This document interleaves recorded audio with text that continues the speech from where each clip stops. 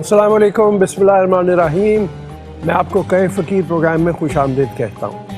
ہمارے ساتھ موجود ہیں آج بھی سید سرفراز احمد شاہ صاحب، معروف روحانی اسکالر ہیں، اور ہم ان کے سامنے اپنے سوالات رکھتے ہیں، گائیڈنس لیتے ہیں۔ آپ کے سامنے بھی اگر کوئی سوال آپ کے ذہن میں آئے تو ضرور ہم تک پہنچائیے، ہم اس کا جواب دیں گے انشاءاللہ تعالیٰ۔ ابھی شاہ صاحب بچے بہت سے موجود ہیں، بڑے بےتاب بھی ہیں جی۔ میرا سوال یہ ہے سر، دو سوال ہیں بیسیکلی میرے۔ پہلا سوال یہ ہے کہ رب کون ہے اور کہاں ہے؟ اگر آپ اپنے نظریے کے مطابق ہمیں تھوڑا سا ایکسپلین کریں۔ بسم اللہ الرحمن الرحیم۔ رب ہمارے اسلامی عقیدے کے مطابق ایسی عظیم ترین ہستی ہے جو سب سے بالا تر ہے، سب سے طاقتور ہے، اور مالک کل ہے اور قادر مطلق ہے۔ ان کے بارے میں، رب تعالیٰ کے بارے میں دو طرح سے ایکسپلینیشن دی جا سکتی ہے۔ ایک تو رب تعالیٰ کی اومنی پریزنس ہے کہ وہ ہر جگہ موجود ہے اور ہر چیز دیکھتا ہے، ہر چیز سنتا ہے، اس کے علم میں ہے، ازل سے لے کے ابد تک تمام معاملات اس کے علم میں ہیں۔ اور جیسے آیت الکرسی میں کہا گیا کہ اس کی کرسی کائنات کو محیط کیے ہوئے ہے، تو یہ ایک تو اس کی یہ پریزنس ہے۔ لیکن عرش سے متعلق اس کی نشست کے بارے میں کہا جاتا ہے۔ تو یہ دو چیزیں ہیں رب تعالیٰ کے بارے میں۔ سائنس اس کے بارے میں مختلف تھیوریز دیتی رہی کہ رب کیا ہے، کون ہے۔ اب آ کے سائنس اس بات پر کنونس ہو گئی کہ دنیا میں ایک انہیں ایسا ایٹم مل گیا جس کو فردر بریک نہیں کیا جا سکتا، نہ وہ بریک ہوتا ہے نہ وہ تباہ ہوتا ہے، وہ قائم رہتا ہے۔ تو اس کو نام بھی سائنس نے یہی دیا کہ ایٹم آف گاڈ۔ اللہ غیر فانی ہے، وہ ہمیشہ سے تھا اور ہمیشہ رہے گا۔ یہ کانسیپٹ ہے ہمارا۔ اللہ تعالیٰ کو جیسے ہم جانتے ہیں، مطلب 99 نام ان کے تعریفوں کے ہمارے سامنے آتے ہیں، جس میں پتہ چلتا ہے کہ وہ قہار بھی ہے، جبار بھی ہے، وہ قدوس بھی ہے، وہ رؤوف بھی ہے، وہ رحیم بھی ہے، بے شک بے شمار مطلب صفات ہیں۔ اس سے بھی بیونڈ ہوں گی، یہ تو میرے خیال میں یہ بھی احاطہ نہیں کر پاتی ان کی۔ تو جس وقت ہم قہار اور جبار کا ذکر کرتے ہیں تو کیا اللہ تعالیٰ کو غصہ آتا ہے، ناراض ہوتے ہیں؟ مطلب ایسی کوئی ایک قہار و جبار ہونا اس کی ورچوز میں سے دو ورچوز ہیں۔ یقینی طور پر وہ قہار و جبار ہے، لیکن اس کی جو رحم کی صفات ہیں وہ اوور ویلمنگ ہے کہ رب تعالیٰ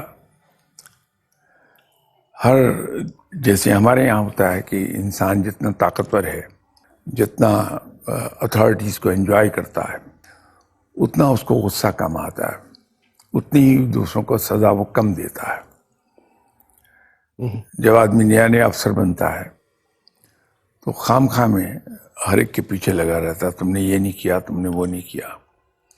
لیکن وہی افسر جو ترقی کرتا ہوا اوپر جا رہا ہوتا ہے تو اس کی وہ لسٹ اتھارٹی استعمال کرنے کی وہ کم ہوتی جاتی، اس کے اندر تحمل، بردباری، برداشت بڑھتی جاتی ہے، حتیٰ کہ جب وہ ٹاپ پر جا کے آدمی وہی بیٹھ جاتا ہے جو ذرا سی بات پہ لوگوں کو پنش کر رہا ہوتا ہے، وہ بڑی سے بڑی بات کو اگنور کر دیتا ہے۔ ٹھیک ہے۔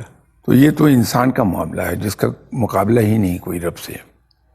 تو رب تعالیٰ جو آل ٹائم پاورفل ہے، اس کے یہاں بھی یہی معاملہ ہے کہ رب تعالیٰ ڈھیل دیتا ہے بندے کو، رب تعالیٰ موقع دیتا ہے دوسرے کو کہ یہ سدھر جائے، ٹھیک ہو جائے۔ تو اس کی رحم کی صفات، عطا کرنے کی صفات اوور ویلمنگ ہے، لیکن بہرحال ہے وہ قہار و جبار، تو اس کے قہر سے انسان کو اسی کی پناہ مانگنی چاہیے۔ ٹھیک ہے، یہ وہی ناراضی ہے جو ہمیں قوموں پہ تباہی کی صورت میں نظر آتی ہے۔ جی ویسے اگر دیکھا جائے تو میرے خیال میں صابر اگر کے معاملے میں دیکھا جائے تو رب سے زیادہ صابر کوئی نہیں ہے، ہو بھی نہیں سکتا کوئی، لیکن مطلب یہ ہے کہ انسان گناہ پہ گناہ کرتا چلا جاتا ہے۔ ان قوموں نے بھی جن کے اوپر تباہی آئی مسلسل ان کو وارننگز دی گئیں، لیکن بہت آخر میں جا کے ان کے اوپر تباہی نازل ہوئی ہے۔ یہ صبر کا کہنا تو شاید زیادہ درست نہ ہو رب کے لیے، کہ اس کو صبر کرنے کی ضرورت نہیں ہے، ہاں معاف کر دینے، معاف کرنے کی جو صفت ہے ٹھیک ہے، وہ بے پناہ ہے۔ ٹھیک ہے، کہ ذرا سا کسی نے اگر معافی مانگ لی تو اس کو معافی مل جاتی ہے۔ جی سر میرا کوشچن یہ ہے کہ مغرب معاشرے کا اللہ رب العزت کے بارے میں کیا عقائد ہیں اور ان کے اس بارے میں کیا نظریات ہیں؟ دیکھیے مغرب میں ہوا یہ ہے، اور یہ ہر ایک کے ساتھ پیش آ جاتی ہے بات، کہ جب انسان یہ سمجھتا ہے کہ میرے پاس علم بہت ہو گیا تو وہ پھر بھٹکتا ہے۔ مغرب بھٹک گیا راستے سے یوں کہ اس نے مذہب کو اور اپنی روزمرہ کی زندگی کو علیحدہ کر لیا۔ مذہب کو اس نے یہ سمجھ لیا کہ یہ ہر شخص کا انفرادی معاملہ ہے، کون کیا عقائد رکھتا ہے اس سے ہمیں غرض نہیں ہے، لیکن ان کے دنیاوی معاملات اس سے بالکل علیحدہ ہو گئے۔ اب وہ رب کو مانتے تو ہیں، رب تعالیٰ کے بھیجے ہوئے رسول ان کو بھی وہ مانتے ہیں، رب کی اتاری ہوئی ڈیوائن بکس کو بھی وہ مانتے ہیں، لیکن انہوں نے اپنی عام روزمرہ کی زندگی سے اسے علیحدہ کر دیا۔ یہیں وہ مار کھا گئے ہیں، یہیں وہ بھٹک گئے ہیں، کیونکہ انسان کی زندگی کو گورن کرتے ہیں کچھ ضابطے، اور وہ اگر ضابطے ڈیوائن ہوں جیسے مذہب میں دیے گئے ہیں تو اس میں گھاٹے کا سودا ہو نہیں سکتا کبھی، فائدے کی بات ہے۔ یہی وجہ ہے کہ ان کے معاشرے میں پیس آف مائنڈ ختم ہو گیا، رشتوں کی پہچان آہستہ آہستہ ختم ہو رہی ہے، کہ ان کی روزمرہ کی زندگی سے مذہب نکل گیا بالکل۔ اب وہ کلیتاً مادی زندگی گزارتے ہیں، اسی لیے ان کے یہاں رشتوں کا احترام، رشتوں میں مربت، لحاظ، وہ سب ختم ہو رہا ہے، اور اس کی وجہ سے ان کے یہاں مینٹل فرسٹریشن بہت پیدا ہو رہی ہے، اس لیے خودکشیاں وہاں زیادہ ہیں، وہاں طلاق کی ریشو بہت زیادہ ہو گئی۔ اب غالباً ان کے اندر ایک احساس جاگنا شروع ہوا ہے، جو maybe a few decades اس کے بعد دوبارہ سے مذہب ان کی زندگی میں لوٹ آئے۔ رب کی طرف ہم نے ٹاپک شروع کیا تھا، تو ذرا اس طرف واپس آتے ہوئے میں پہلے بھی آپ سے ایک سوال میں نے آپ کے سامنے اٹھایا، اور وہ یہ ہے کہ رب کی ناراضی کے حوالے سے۔ تو قرآن مجید میں جتنی بھی قوموں کا ذکر آیا ہے جن پہ تباہی نازل ہوئی رب کی ناراضی کی وجہ سے، وہ بنیادی طور پہ کہا جاتا ہے کہ وہ نماز، روزہ، حج وغیرہ کی وجہ سے نہیں، بلکہ وہ بنیادی طور پہ رشوت ستانی، گناہ، کسی کا حق مارنا، ناحق کسی کو قتل کرنا۔ اب یہاں سے میرے ذہن میں ایک سوال آتا ہے، اور وہ یہ آتا ہے کہ نماز، روزہ، حج، اس کو چھوڑنا، اس کا مطلب یہ ہے کہ مجھ پہ جو تباہی آئے گی وہ انفرادی سطح پہ آئے گی، اور حقوق العباد کو چھوڑنا جو ہے وہ قوموں کے اوپر اجتماعی صورت میں بھی تباہی آ سکتی ہے۔ تو کیا یہ کہنا صحیح ہوگا؟ دیکھیے، حقوق اللہ کی ادائیگی ہم پر فرض ہے، وہ ہر حال میں ادا ہونا چاہیے، لیکن معاملات جو ہیں، جیسے میں عرض کرتا ہوں سمجھنے کی سہولت کے لیے، کہ اسلام کے دو حصے ہیں، عبادات اور معاملات۔ جی، ذرا لٹریری زبان میں حقوق اللہ اور حقوق العباد، معاملات پر میجر ایمفیسس ہے اسلام میں. رب تعالیٰ کا فرمان اپنا ہے کہ میں اپنے حقوق تو معاف کر سکتا ہوں لیکن لوگوں کے حقوق معاف نہیں ہوں گے. تو تباہی جو آئی ہے دوسری قوم پر، وہ اس کو ہم اس طرح شاید ڈیفائن نہ کر پائیں کہ وہ حقوق العباد کے ترک کر دینے سے آئی ہے، بلکہ یوں کہیے کہ رب کی نافرمانی سے آئی ہے. کہ حکم تو عبادات کا بھی رب ہی کا ہے اور معاملات کا حکم بھی رب ہی کا ہے. تو ہم اس میں سے جس سے بھی منہ پھیریں گے تو اللہ تعالیٰ کی نافرمانی میں چلے جائیں گے. سر میرا آپ سے یہ سوال ہے کہ انسان کا اس دنیا میں آنے کا کیا مقصد ہے؟ ہمارا جو آبجیکٹو ہے پیدا کرنے کا وہ یہ ہے کہ ہم اللہ کی بندگی کریں. جی السلام علیکم سر میرا ایک چھوٹا سا کویسچن ہے کہ چونکہ پاکستان ایک اسلامی جمہوریہ پاکستان ہے تو اس میں کس حد تک اسلامک رولز کو فالو کیا جا رہا ہے؟ آپ اس پہ تھوڑی سی روشنی ڈال دیں.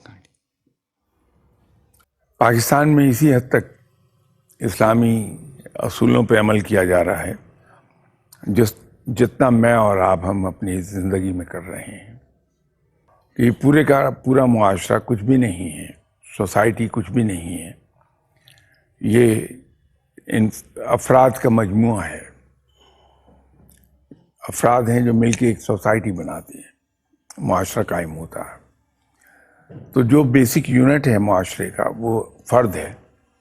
جو کچھ فرد ہوگا وہی معاشرے کا کیریکٹر بن جائے گا. تو ہماری زندگیوں میں انڈیویجول لیول پر بھی اسلام پر جتنا عمل ہم کرتے ہیں اتنا معاشرے میں عمل ہوتا ہوا دکھائی دیتا ہے. اور جہاں تک حکومت کی بات ہے تو وہ ہم ہی میں سے ہے. ہمارے ہی بھائی، چچا، بھتیجے، بھانجے، یہ سب حکومت میں ہم ہی میں سے جاتے ہیں، کہیں باہر سے نہیں آتے. تو جو کچھ ہم ہیں وہی وہ ہیں.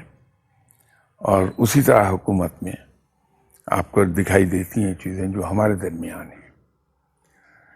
میں یہی عرض کیا کرتا ہوں کہ ہم اگر یہ چاہتے ہیں کہ معاشرہ ٹھیک ہو جائے، حکومت ٹھیک ہو جائے، تو صرف میں اپنے آپ کو ٹھیک کر لوں، پورا معاشرہ سدھر جائے گا، پورا ملک سدھر جائے گا.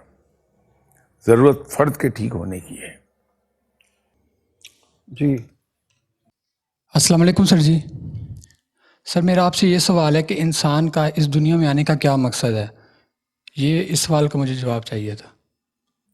رب تعالیٰ نے انسان اور جنوں کو عبادت کے لیے پیدا کیا. یہ ہمارا آبجیکٹو ہے زندگی کا.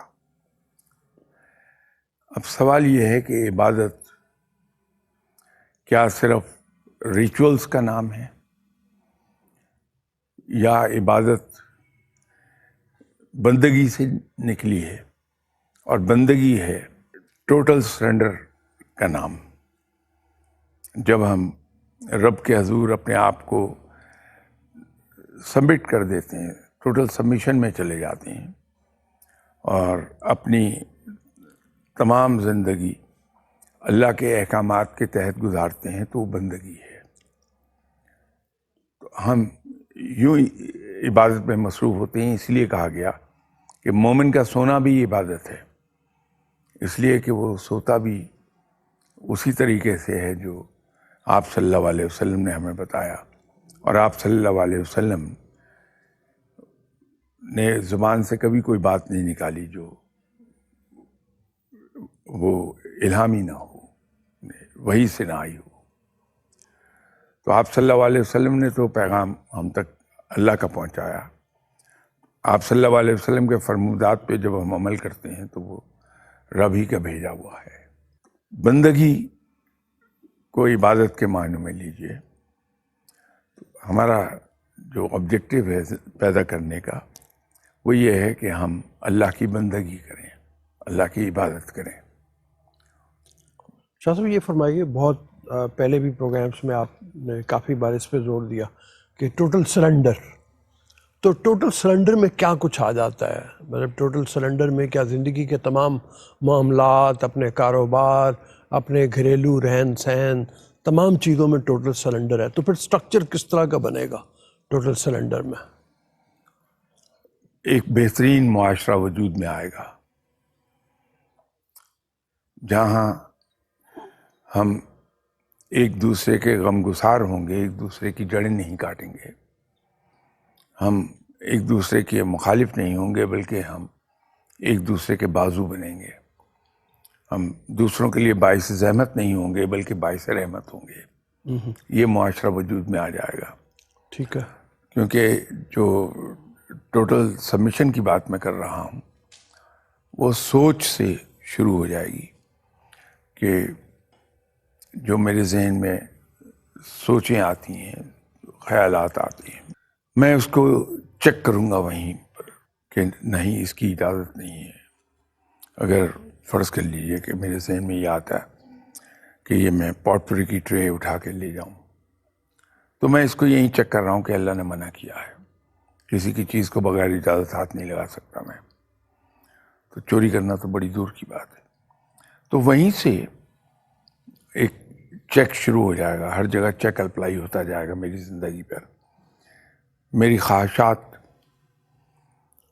اس کو میں کرب کروں گا کہ یہ اگر میرا دل یہ چاہ رہا ہے کہ میں پیٹ بھر کے کھانا کھاؤں اور میرا پڑوسی بھوکا ہے، تو میں اپنی اس خواہش کو کرب کر دوں گا فوراً کہ یہ کھانا حلال ہے میرے لیے، جائز ہے، لیکن پہلے میں اپنے پڑوسی کو فوراً۔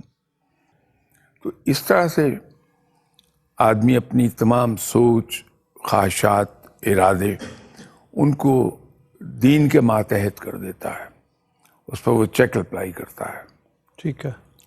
تو یوں ٹوٹل سبمیشن ہم اس کو کہتے ہیں۔ ٹوٹل سبمیشن میں انسان کو اپنے جو بہت سے معاملات ہیں اس میں پھر آزادی کس حد تک ہوگی؟ نہیں، آزادی ہے۔ آپ بچے کو کہتے ہیں کہ یہ لان میں کھیلو، باہر نہیں جانا، اب بچے کو پوری آزادی ہے کہ اس لان میں جیسے چاہے وہ کھیلتا رہے، صرف گیٹ سے باہر نہیں جا سکتا۔ تو رب تعالیٰ نے دین کی صورت میں ایک پیرامیٹر ہماری زندگی کا سیٹ کر دیا کہ یہ ہماری زندگی کا پیرامیٹر ہے، اس کے اندر رہتے ہوئے آپ آزاد ہیں، جو چاہے کر لیں آپ۔ ٹھیک ہے۔ رب تعالیٰ مجھے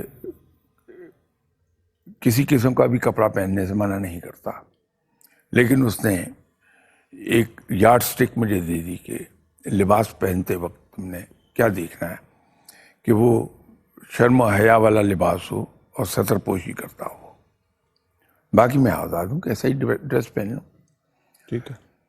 میں آزاد ہوں، جو چاہوں کھاؤں۔ رب تعالیٰ نے مجھے حلال اور حرام کی صورت میں فائدہ مند اور نقصان دہ چیزوں سے آگاہ کر دیا۔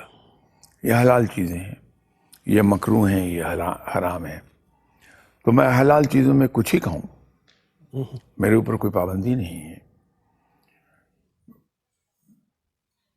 میں اپنی فیملی لائف جیسی چاہے بنا لوں، صرف ایک میرے اوپر چیک رکھا رب نے کہ میں اپنی وائف کو غلام نہیں سمجھوں، اپنے برابر کی حیثیت دوں اسے انسان سمجھوں اور اس کے حقوق ادا کروں۔ بچے ہیں میرے اوپر میرے بچوں کے بہت سے حقوق اللہ نے قائم کر دیے، وہ مجھے ادا کرنے ہیں، لیکن میرے اوپر یہ کوئی قدغن نہیں ہے کہ یوں بات نہ کروں میں بیوی سے، یوں نہ کروں، صرف اتنا ہے کہ میرے لب و لہجہ اور میرے الفاظ ڈیروگیٹری نہ ہوں میری بیوی کے لیے، اس کو میں احترام دوں۔ تو وہ ایک اس طرح سے جو اللہ نے پیرامیٹر سیٹ کیے ہیں میری زندگی میں، ود ان دوز پیرامیٹرز میں جیسے چاہوں زندہ رہ لوں، ٹھیک، اس پر کوئی پابندی نہیں ہے میرے۔ ٹھیک ہے جی، آپ بتائیے۔ سر میرا کوشچن یہ ہے کہ اللہ تعالیٰ ہر جگہ پہ موجود ہے، تو جو کشمیر میں اور فلسطین پہ مظالم ہو رہے ہیں تو اللہ تعالیٰ تو روز دیکھتے ہیں، تو پھر ان کو روکتے کیوں نہیں ہیں؟ یہ کوشچن مجھے ہمیشہ کنفیوز رکھتا ہے، کائنڈلی اس پہ تھوڑی روشنی ڈالیے۔ بات یہ ہے کہ اگر میں یہ دیکھوں کہ میرا باس مجھے جھڑکتا کیوں رہتا ہے، مجھے سزا کیوں دیتا ہے لیٹ آنے پہ، میری ہر وقت سرزنش کیوں ہوتی ہے، تو جا کے اپنے باس سے یہ بات کرنے سے پہلے کیا یہ اچھا نہیں ہوگا کہ میں یہ دیکھ لوں کہ کیا میں آفس کے رولز اینڈ ریگولیشنز کے مطابق آپریٹ کر رہا ہوں یا میں اس کی خلاف ورزی کرتا ہوں۔ تو جب میں اپنا جائزہ لوں گا تو مجھے یہ پتہ چل جائے گا کہ یہ جو کچھ میرے ساتھ ہو رہا ہے وہ اس لیے ہو رہا ہے کہ میں ٹھیک نہیں۔ مسلمان جب اللہ کے احکامات سے پہلو تے ہی کر لیں گے تو یہ تو دنیا عالم الاسباب ہے، اور لا آف نیچر ایک یہ ہے کہ جو بوئیں گے ہم وہ کاٹیں گے۔ تو جس طرح ہم چل رہے ہیں اس کے نتیجے میں اسی طرح ہوتا رہے گا ہمارے ساتھ۔ تو اگر ہم خود ٹھیک ہو جائیں تو کوئی وجہ نہیں ہے کہ معاملات درست نہ ہوں۔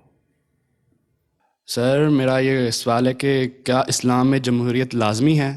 کیونکہ بہت سے دوسرے اسلامی ممالک میں جمہوریت نہیں ہے لیکن وہ پھر بھی ترقی کر رہے ہیں، لیکن پاکستان میں جمہوریت ہونے کے باوجود پاکستان ترقی نہیں کر رہا، اس کا جواب چاہیے۔ اسلام میں سب کو حقوق دیے گئے ہیں، چاہے وہ حکمران ہو یا رعایا میں سے، اور حکمران پر لازم ہے کہ اگر رعایا میں سے کوئی آدمی اٹھ کر سوال پوچھے تو اس کو جواب دے۔ وہ جمہوریت نام ہی اسی کا ہے کہ مجھے پورا حق حاصل ہے کہ جس کو میں نے چن کے اوپر بٹھایا ہے اس سے جواب طلبی کروں کہ تم صحیح پرفارم کیوں نہیں کر رہے۔ تو اسلام میں جو جمہوریت ہے اس میں اسلامی ملک کے اندر رہنے والے ہر شخص کو حقوق حاصل ہیں اور وہ جواب طلبی کر سکتا ہے۔ Sir, my question is, what is the concept of social work in Islam and how can we relate our subject with Islam? ہمیں یہاں تک کہا گیا کہ کسی راستے سے ایک کانٹا اور ایک پتھر ہٹا دیں تو وہ بھی ایک صدقہ ہے۔ یہ سوشل ورک ہی تو ہے۔ تو اسلام نے تو انٹروڈیوس کرایا ہے سوشل ورک۔ جی Sir, my question is, what is the concept of social work in Islam and how can we relate our subject with Islam? میرے خیال میں یہ اسلام ہی تھا جس نے سوشل ورک کا، سوشل ویلفیئر کا ایک کانسیپٹ دیا۔ جناب حضرت عثمان غنی رضی اللہ تعالیٰ عنہ نے جب یہ دیکھا کہ مسلمانوں کو مدینہ منورہ میں پانی پینے میں دقت ہے تو آپ نے کنواں خرید کے یہودی سے مسلمانوں کو دے دیا تھا۔ یہ پبلک ویلفیئر کا کام تھا۔ پھر یہ اسلام ہی ہے جس کے اندر سب سے پہلے خواتین نے، جو مجاہدین تھے، ان زخمی مجاہدین کی مرہم پٹی کرنے کا کو انٹروڈیوس کرایا تھا۔ تو اسلام کے اندر اس کی ایک بڑی اساس ہے ہی دوسرے کا احساس کرنا ہے۔ ہمارے اوپر لازم ہے کہ ہمارا پڑوسی بھوکا نہ رہ جائے۔ ہمیں یہاں تک کہا گیا کہ کسی راستے سے ایک کانٹا اور ایک پتھر ہٹا دیں تو وہ بھی ایک صدقہ ہے۔ تو یہ سوشل ورک ہی تو ہے۔ تو اسلام نے تو انٹروڈیوس کرایا ہے سوشل ورک کو۔ اب یہ ہم پر منحصر ہے کہ ہم کیا کرتے ہیں۔ سر لیکن پاکستان میں اگر ہم دیکھیں اسپیسیفکلی تو سوشل ورک کا کانسیپٹ صرف چیریٹی بیسڈ ہی کیوں ہے، کہ صرف زکوٰۃ لینے یا دینے کو ہی سوشل ورک کیوں سمجھا جاتا ہے، جبکہ ابھی آپ نے جیسے بتایا کہ اسلام جو ہے وہ سوشل ورک سے ہی سٹارٹ ہوتا ہے، ہماری بیس ہی سوشل ورک کی اسلام میں ہے، تو ہم اس کو صرف ایک کمپوننٹ کے ساتھ کیوں اٹیچ کر دیتے ہیں؟ نہیں، میرا خیال ہے کہ ایسا نہیں ہے. ہمارے یہاں ایسے بہت سے صاحبان دل ہیں جو ہسپتالوں میں مریضوں کو کھانا پرووائڈ کر رہے ہیں. ایسے بہت سے حضرات کو میں جانتا ہوں جو قیدیوں کو رہا کراتے ہیں، جو ہر عید پر ان کے دروازے کھلے ہوتے ہیں. بلکہ ایک صاحب تو ایسے بھی میں نے دیکھے کراچی میں کہ ان کے گھر کی طرف جو 2 رویہ سڑک جا رہی ہے اس میں 2 رو ہیں، ایک آنے کے لیے ایک جانے کے لیے. وہ پوری سڑک افطار کے ٹائم پر بھری ہوتی ہے. وہ کھانا کھلاتے ہیں. پھر 27ویں رمضان سے عید کے رات تک، چاند رات تک وہ لوگوں میں کپڑے تقسیم کرتے ہیں عید کے. سوشل ورک بہت ہو رہا ہے ہمارے یہاں، ایسا نہیں کہ نہیں ہے. جو زکوٰۃ کا کانسیپٹ ہے وہ شاید آپ اس سے متاثر ہوئی ہیں کہ رمضان میں ٹی وی پر اشتہارات چل رہے ہوتے ہیں کہ زکوٰۃ ہمیں دیجیے. یہ دیکھیے کہ وہ استعمال کہاں ہو رہی ہے. ہسپتال رن کیے جا رہے ہیں زکوٰۃ سے، اس میں مریضوں کا علاج فری ہو رہا ہے. یتیم خانے چل رہے ہیں. ہمارے یہاں ایک ادارہ تو پورا رمضان لوگوں کو افطار اور سحر کراتی ہیں. وہ جو بھی چلا جائے، پورا شہر انوائٹیڈ ہے ان کی طرف سے. تو یہ کام تو بہت ہو رہا ہے ہمارے یہاں، صرف ہم اس کی پروجیکشن نہیں کر پا رہے ہیں، یا یوں کہ یہ کہ ایک بہتر طریقے سے آرگنائز نہیں ہے وہ. ویسے جس سوسائٹی کا آپ ذکر کر رہے ہیں، جیسے صحابہ کرام کے زمانے میں، تو پورا سٹرکچر اسٹیٹ کا جو ہے وہ سوشل ورک کی بنیاد کے اوپر بنا ہوا ہے. انصار مہاجرین کا آپس کا تعلق جو ہے، ظاہر اس تعلق کو چیزیں پہنچانے کے لیے کچھ لوگ ہوں گے، بیت المال سے لوگوں تک چیزیں پہنچانے کے لیے کچھ لوگ ہوں گے، جو غریبوں کے گھروں میں کھانے پہنچائے جاتے تھے اس کے لیے کچھ لوگ ہوں گے. تو وہ پورے کا پورا سٹرکچر میں خیال میں اس طریقے سے ہوگا. اسی لیے تو ویلفیئر اسٹیٹ کہا گیا. جی، ویلفیئر اسٹیٹ کہا گیا مدینہ منورہ کو. جی. کیمبرج یونیورسٹی کے ایک پروفیسر، ان کا نام میں بھول گیا ہوں، انہوں نے انٹرویو دیا تھا کہ سیکنڈ ورلڈ وار کے بعد برطانیہ کے وزیر اعظم تھے ایٹلی، جو کیمبرج یونیورسٹی کے پروفیسر جن کا حوالہ میں دے رہا ہوں، انہوں نے پروگرام دیا. ان کا آج سے کوئی 6-7 سال پہلے انٹرویو آیا تھا. بہت بوڑھے ہو گئے ہیں، ریٹائر ہوئے ہوئے ہیں. وہ انٹرویو میں نے سنا تو اس میں انہوں نے یہ مینشن کیا تھا کہ برطانیہ کو ویلفیئر اسٹیٹ بنانے کا ٹاسک 3 پروفیسرز میں سے ایک میں بھی تھا جس کو دیا گیا تھا. اور میں نے کئی ایک ماڈلز اس کے بنائے، لیکن پسند نہیں آئے، کہیں نہ کہیں خامیاں تھیں. تو بالآخر میں نے جناب حضرت عمر رضی اللہ تعالیٰ عنہ کے طریقہ حکمرانی اور اس پہ جو سوشل ویلفیئر کے کام تھے حکومت کی طرف سے، ان کو سامنے رکھ کے ایک ماڈل تیار کیا جو میں نے دیا، اور اس کو اڈاپٹ کر لیا برطانوی حکومت نے. تو ہمارے یہاں تو سب سے پہلی ویلفیئر اسٹیٹ قائم ہوئی ہے، جہاں لک آفٹر کیا جا رہا تھا تمام رعایا کو، اور ہر طریقے سے. اور اس کا ماڈل کے طور پہ اب تک پوری دنیا میں اسٹڈی ہوتا ہے وہ کیا جاتا ہے. مطلب وہ بلکہ شاہ ولی اللہ کا جو نظام ہے کہ انہوں نے اپنے اس میں اسٹرکچر میں پوری کی حجت اللہ میں لکھا ہے، میں حال میں اس کے پر عمل اگر کر لیا جائے تو شاید اس سے بہتر اسٹیٹ کا نظام بن ہی نہیں سکتا. وہ بھی انہوں نے کانسیپٹ وہیں سے ڈیرائیو کیا ہے. جی، جناب حضرت عمر رضی اللہ تعالیٰ عنہ کی دور حکومت سے وہیں سے ڈیرائیوڈ ہے وہ کانسیپٹ. آپ نے یہاں پہ ایک بات کی ہے کہ اللہ تعالیٰ نے اجازت دی ہے کہ جو مرضی ڈریسنگ کریں، جو مرضی کھائیں پئیں، لیکن اکثر لوگ یہ کوٹ کرتے ہیں کہ برانڈ نہیں کرنا چاہیے، قبر کا کوئی برانڈ نہیں ہوتا. کیا اسلام ہمیں لمیٹیشنز دیتا ہے اس چیز میں؟ ڈریس اپ ہونے کے لیے جیسے میں نے عرض کیا تھا کہ اسلام کوئی قدغن نہیں لگاتا ماسوائے ایک چیز کے کہ وہ ستر پوشی کرتا ہو اور حیا، شرم و حیا کو ریپریزنٹ کرتا ہو. کوئی سا ڈریس پہن لیجیے، اگر وہ اس معیار پر پورا اترتا ہے تو اجازت ہے اس کو پہنیے.